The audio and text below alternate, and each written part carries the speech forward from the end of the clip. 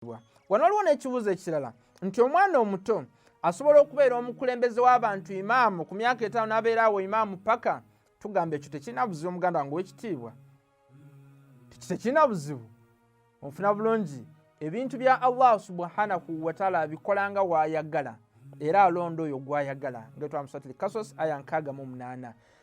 Era ekiraga afuula nabbi Yahya nga mwana muto n'amufuula nabbi, mwana muto n'amufuula nabbi muganda wange ow'ekitiibwa. Twala mu Suratul Maryam aya 12, wabanga amwogerako agamba nti wa atainahu lihukuma sabiya, twamuwa amagezi hikima ng'akyali mwana muto. Yamufuula nabbi ng'akyali mwana muto ng'alamula abantu. Kyekimu ekyo nekya Imam Muhammad al-Mahdi ku myaka 5 afuuka imam n'atandika okulembera abantu bonna muganda wange ow'ekitiibwa. N'olwekyo emyaka tegikola mu issues, mu nsonga za Allah subhanahu wa ta'ala. Ne tugamba nti ate gwe wogamba bw'otyo nti mwana muto talina, ne tugamba nti gw'oyinza n'okubeera n'eshaka nti ate mwana muto amagezi tegannaba kubeera nga gawera. Katonda amagezi agawa oyo gw'ayagala, nga we tulabye wano ku nabbi Yahya. N'ensonga z'aba Ahlul Bayt, ekyo kiddamu ne bano abagamba nti Imam Ali yali mwana muto nga tasobola kubeera nga akulembera, emyaka tegikola mu bya Katonda. Onfuna bulungi, teri aya egamba nti tuwa obukulembeze bantu bakulu. Aya eri direct, wa rabbuka yakhluqu man yasha'u wa yakhtar. Katonda atonda oyo Katonda atonda era n'alonda oyo gw'ayagala. Tagambye nti alonda oyo okusinziira ku myaka. Suratul Qasas aya 68 muganda wange w'ekitiibwa. Kyo ne kiddamu ne wano nti mu Surat Ar-Ra'd aya gye twatunuulira 43, bwe tuba nga twogera ku knowledge z'Ahlul Bayt nga kuliko ne Imam Muhammad al-Mahdi, Katonda yabawa knowledge y'ekitabo kyonna. Mufuna bulungi, waman indahu ilmu al-kitab, yasobola okukakasa nti gwe Nabi Muhammad oli mutume.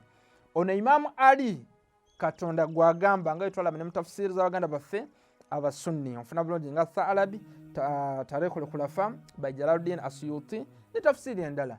Bano ba Bayt Katonda abawa knowledge kuvanga baana bato. Ate twagamba nti omusika banga asikira buvunaanyizibwa ne Imam Muhammad knowledge emutuukako nga twalaba nti wa alal warith mithl dhalika, omusika asikira buvunaanyizibwa mu Suratul Bakara aya 2:33. Kyewuunyisa nti wanaye watuuka ku bannabbi abalala ng'ayogera ku knowledge gye yabawa. Onfuna bulungi nga Nabbi Isa, nga Nabbi Isa alayhi salatu wassalam ulul azm, naye mu sura ya 43 aya 83 agamba nti just yamuwa ba'dha alladhi takhtalifuna fihi, yamuwa just knowledge ntono ku ebyo bye baali nga bibaleetera confusion. Okitegeera, mu ebyo just yamuwa ku portion of knowledge, kitundu ku knowledge. Wabanga ayogera ku Nabbi Musa, kyekimu ekyo. Ofuna bulungi, kyekimu ekyo era kyakola ki? Kyagamba mu sura ey'omusanvu aya 15 yamuwako just knowledge.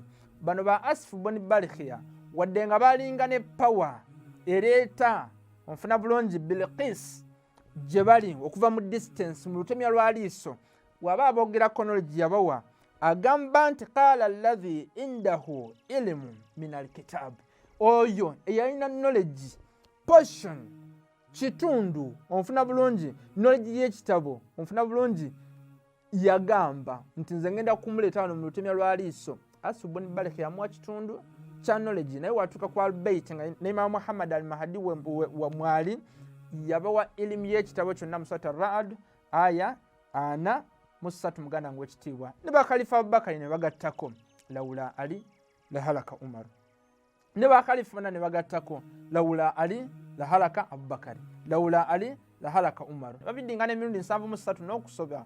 Onfuna bulungi nti singa teyali ali nga yatutaasa okulamula ensonga twandibadde tuzikira. Mwana muto baali bamusinga naye ng'alamula. N'olwekyo emyaka mu nsonga z'eggulu tebikola muganda wange ow'ekitiibwa.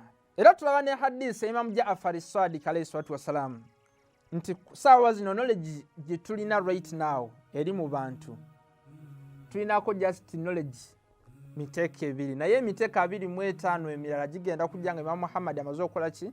Okujja. Kyewuunyisa nti bano bagenda kubeera ne knowledge nfanfe.